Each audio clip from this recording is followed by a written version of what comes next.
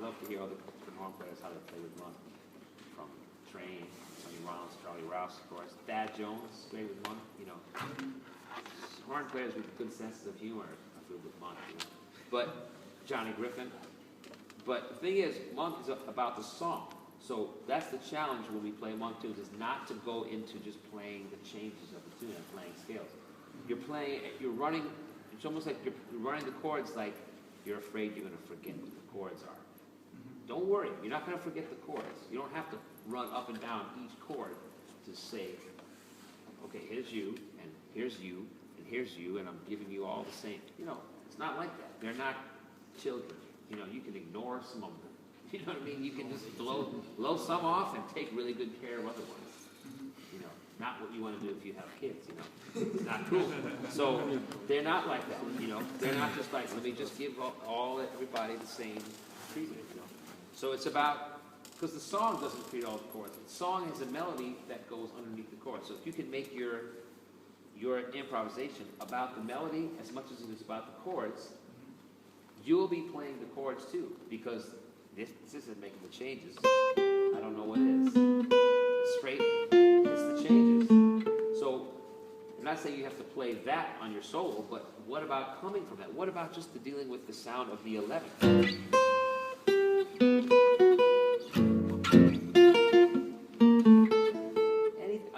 It can be the dumbest thing. Don't be afraid to play something that's dumb.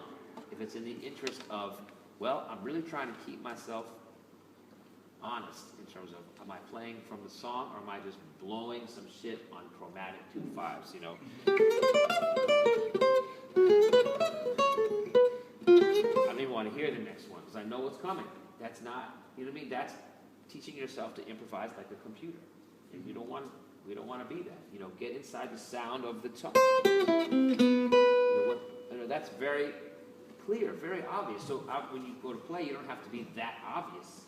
But try being that obvious sometimes. See what happens. Can you be obvious? Can you play something really simple, you know, and make the melody, you know, this is, you know, so how can you play something that is in the changes, but also about that?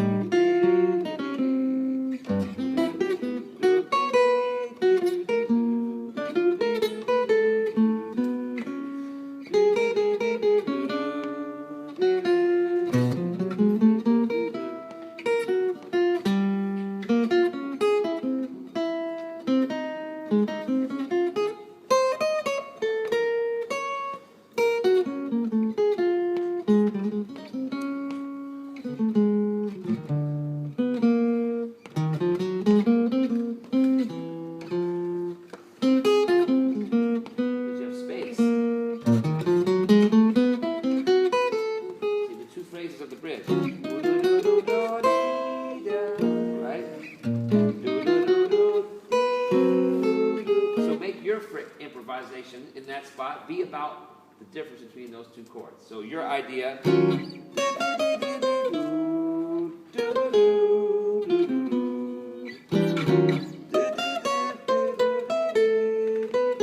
it's a little abstract, but I tried to play the same idea, right? And then the space. See, that's to the melody in my mind because I'm trying to make the difference between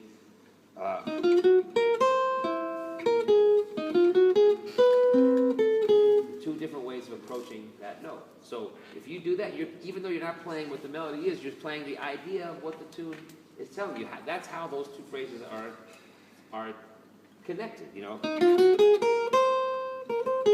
Right? So that's a beautiful thing. When you have a 2-5-1, then a 6 chord, and then the same 2-5-1, that's how you make them different. Because Monk showed, man, that's really effective. The first time, it's a little bit, you know, diatonic, you know, pleasant, you know. Now,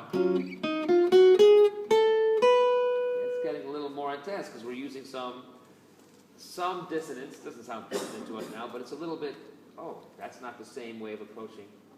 Something as simple as that. Make that be what you're playing off of in that spot. And you can play 20 million different things that are going to show that difference. Because it's just the one note. You can play the same thing, just change the one note. See this note and the augmented. Right? And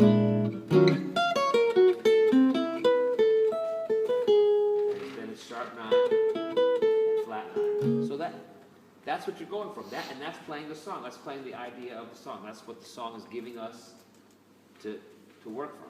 So why throw that away? That's what's unique about the bridge of Ask Me Now, to me. You know, that's what's unique about a bridge that is just a 2-5-1 twice to the same key. Well, you're missing the subtle detail that the first time it's augmented 9, 7. The second time it's augmented flat 9, sharp 9. That's it. So that's the idea, you know, that you're using when you play. You know. So there you go. You can play anything and just fit it into that. Try to change, you know.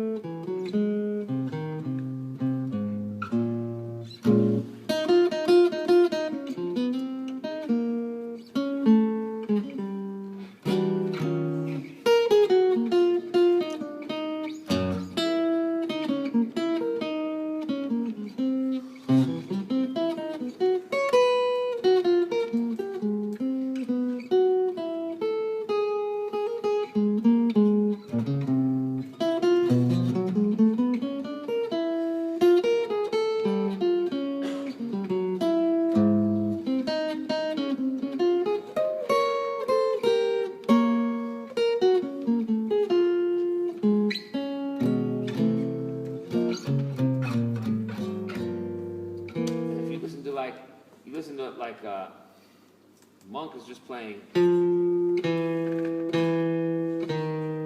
That sounds so clear to me. If you just play the melody, and I'll just play that root and this 3, 4. You in?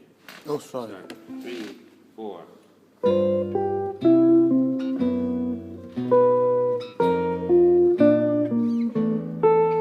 Try it again. 3, 4.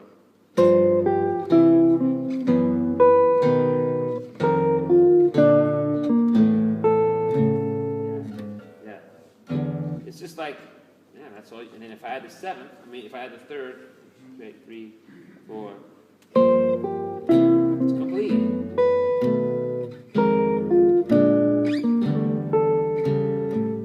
Yeah, that's, so you're trying to reduce what's the essential things of the tune to give it the sound, and, you know. Because then it's not about playing the scale for each chord, it's about keying in on that movement.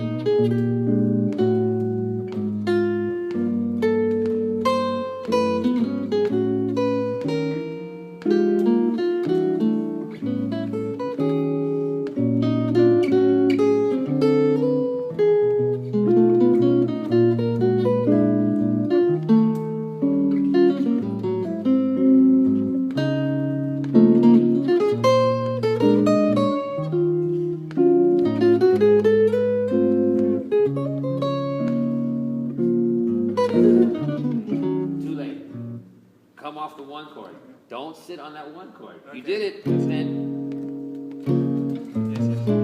make more of that passing chord than the chord that you're sitting on that's telling everybody that the song is over. Yes. Oh, it's not over. You know what I mean?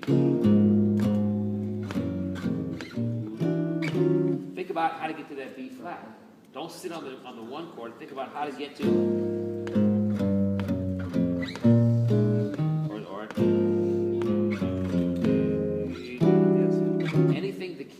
keep it moving. That's the whole thing is momentum. That's where it's at. All right. Anyone else? We tired? I think.